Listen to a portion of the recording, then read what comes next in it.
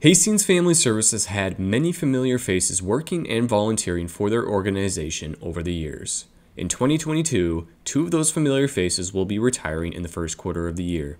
Mary Kokak, the long-standing director of food programs for 27 years, and Chris Koop, the executive director of Hastings Family Service since 2005. In her 17 years as executive director, Koop has contributed greatly to the growth the nonprofit has seen over that time. Koop herself is excited for what's to come next for her after retirement, spending more time with her grandkids, and she talks about the greatness of the experience she's had with Hastings Family Service. I think what's so amazing to just witness is to witness everything that goes on here.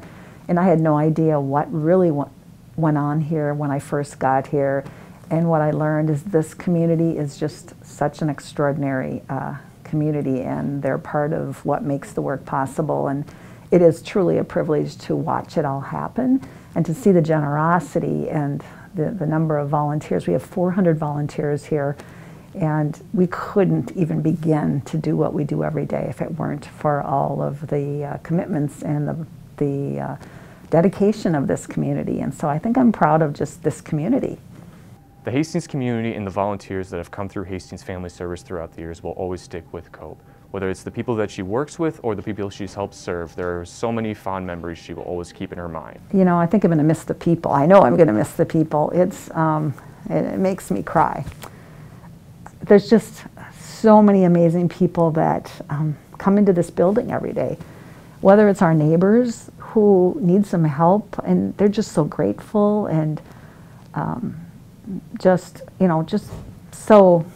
so grateful to be able to get the help.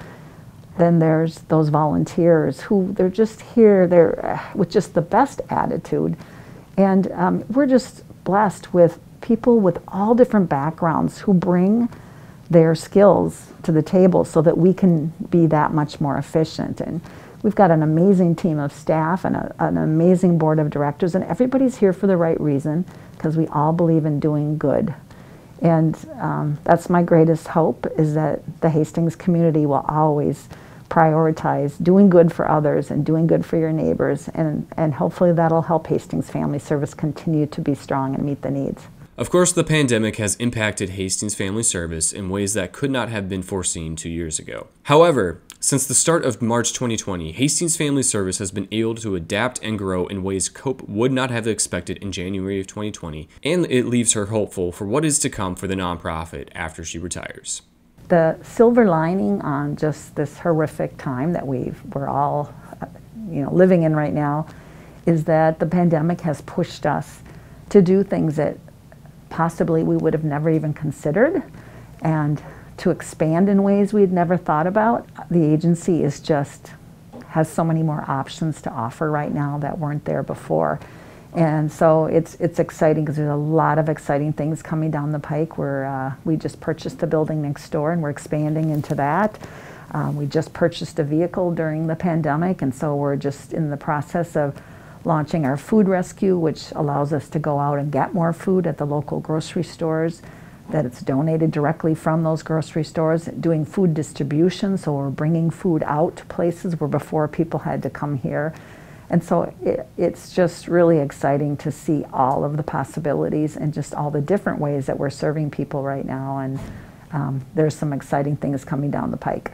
Amy Sutton will begin as Hastings Family Service next executive director come January 24th, while Koop will begin to spend more time at the family cabin in Wisconsin and watch her grandchildren grow each day. For HCTV, I'm Theodore Tollefson.